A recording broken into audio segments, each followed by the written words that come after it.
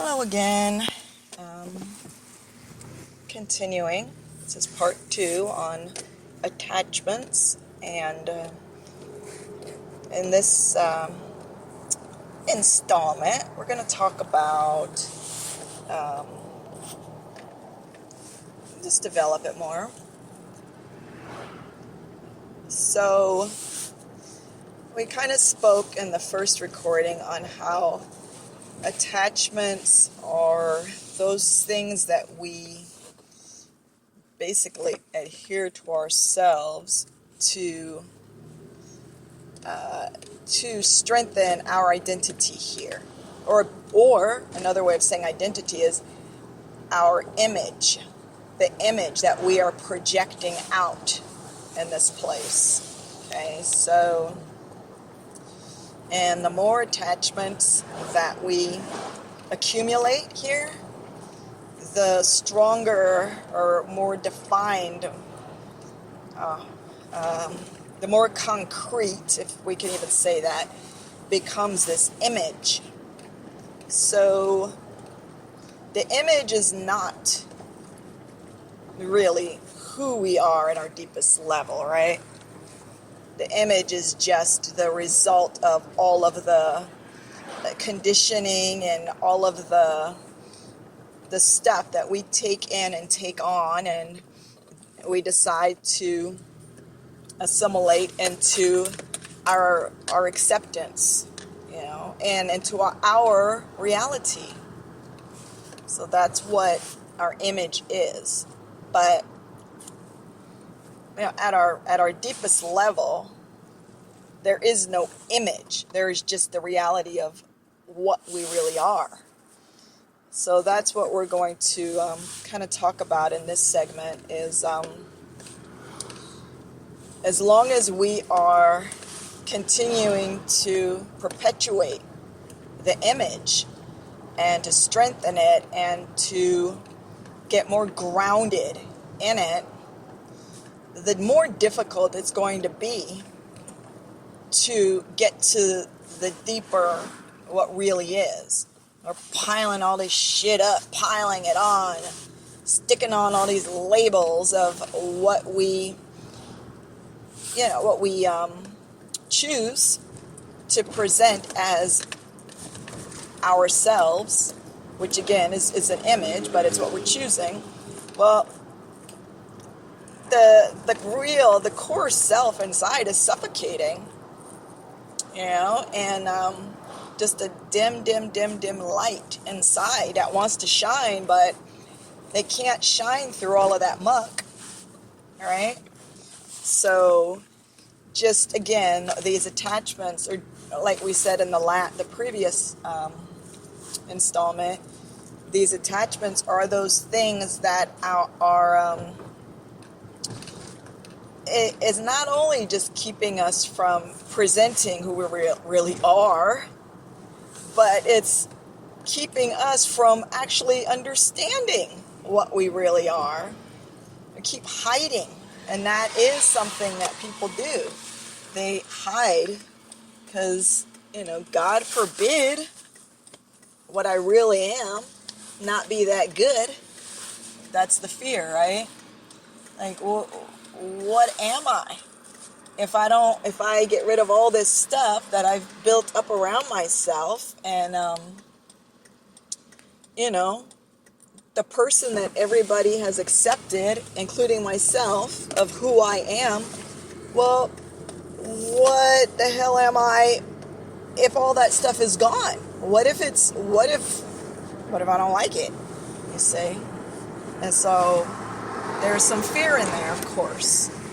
The fear that when I get down to my deepest part of myself, it's not going to be a good thing. It's going to be disappointing or something like that, you see. But so most of us have become, I wouldn't say comfortable, because it's not a happy state when you are utilizing the energy, the precious energy that you have, into showing this thing that doesn't really exist, being this thing that doesn't exist, you know, going through the motions to keep this image alive. Well, that takes energy, you see, a lot of energy. And that could be a reason why many people are so tired and worn out. You know, by the time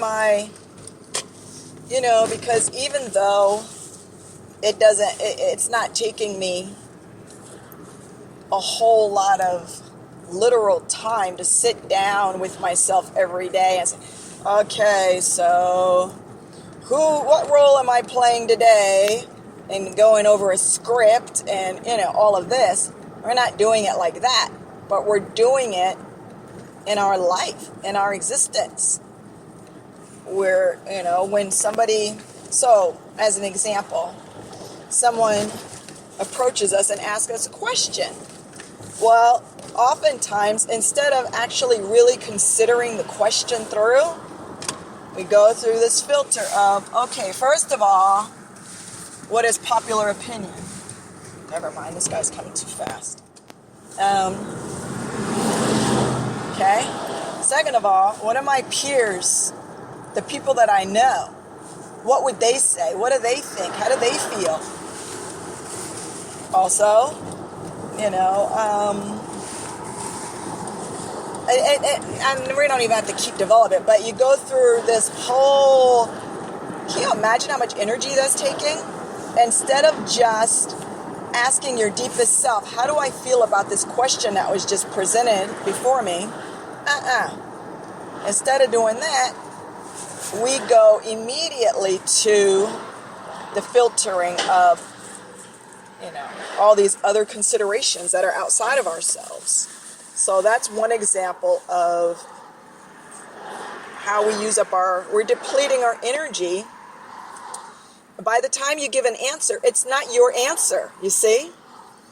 You ask me a question, and I go through this whole process of figuring out who and what and where all around, and then I give you the answer, and it's not even my answer. Or if I'm talking to you and I really want you to be impressed, well, that's going to get thrown in the mix too. So now I might give you an answer, kind of like when you go on a job interview. It's true. We don't want to think we go into job interviews and lie, but guess what? The bottom line is, when your potential future employer is looking at you and asks you a question, you're thinking about, I want the job, and I'm going to give this fool whatever answer is going to make that happen. You see? So other considerations. We're so out of touch with our real whatever we are, whoever we are. You see? And it's depleting us. We don't even have energy for anything else. How often do you ask somebody how they're doing and they tell you they're tired? Almost every single time. In some form. Basically, they're saying, I'm tired. I'm exhausted. Because maybe in other parts of the world, I lived in the Western Hemisphere, and that's, it's the game here. It's how it's done. Maybe in other parts of the world, it's not so much, Some of these tribes that live out in the bush or whatever, maybe those things aren't as important in those cultures and those settings. But here, listen, get with the program. When we ask you a question, we don't care what your deepest feeling is. You give us the right answer, you see. Can we see how twisted that is, and how, oh Lord, what a web, a tangled web that we have enclosed ourselves in, you see? And it is. Those are our prison. They imprison us. I don't feel free. I don't feel free enough to share how I really, truly feel. So that's prison. And it starts from childhood. And if you don't have, if a child isn't being raised by parents who are going to teach them these skills of, that the importance of being in touch with yourself, with your truth, man, you get these little guys in school, they'll learn soon enough from a young age, 5, 6 years old.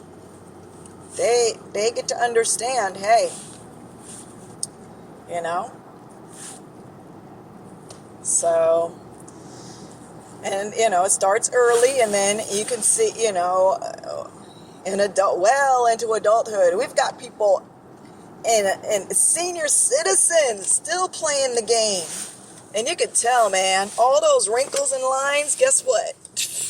Those came from somewhere, you know? I don't think it's an accident that people who are very youthful and energetic, and they're happy people. Those are happy people. They have energy. Their faces and their bodies aren't being worn out by depleting all their energy playing the image game, right? And it's nice being around people who have this vibrancy. It's you're like, whoa, what's he taking? I want some of that, right? So yeah, these are just at my destination. Just some more info on attachments and as they relate to the image that we're projecting in the world and that we're projecting to ourselves. That's even more significant as far as our well-being has to do, because the truth is, to some extent, we all do project. You know, I don't know if any of us really feels free enough to share 100% truthfully of my authenticity all the time. You see? Put a little lipstick on, color your hair, whatever. Just do a little that doesn't really have anything to do with your authenticity in deep inside. But once it becomes where it's a game of hide and seek, man. Not even seek. Hide and don't seek. Hide and forget there's anything in there. Then that's when the trouble begins, And then you get people in relationships, right? My image is in a relationship with your image. What kind of relationship is that? Two faux people interacting on what level? No level, because none of it is real. You see? So no wonder people feel so alone also, right? And I actually do know a few people that one in particular, she was telling me that we're not friends, but I know the person, and she shared with me that pretty much all of her friends live in that mode, and it's just not I don't know, doesn't she leaves from whatever interactions, and it's just like, there was no real connection going on there, and people they're way more interested in communicating to others things that will enhance the image, that there's no substance going on between people. And that, that's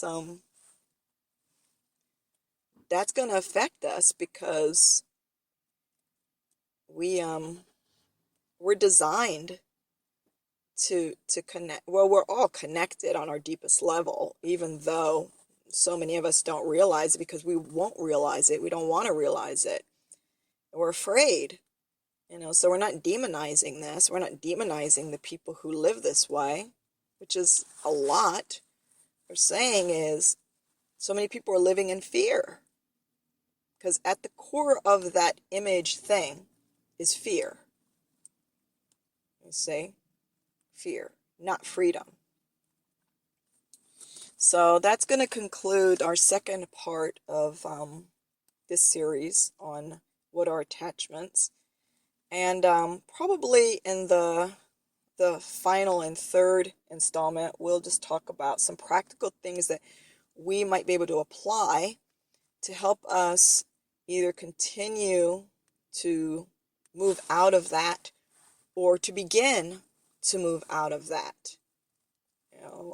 Some things that they're not hard and fast rules, because that's not a good thing, but just some things that I have found in my experience that assisted me, and maybe might resonate with some of you guys.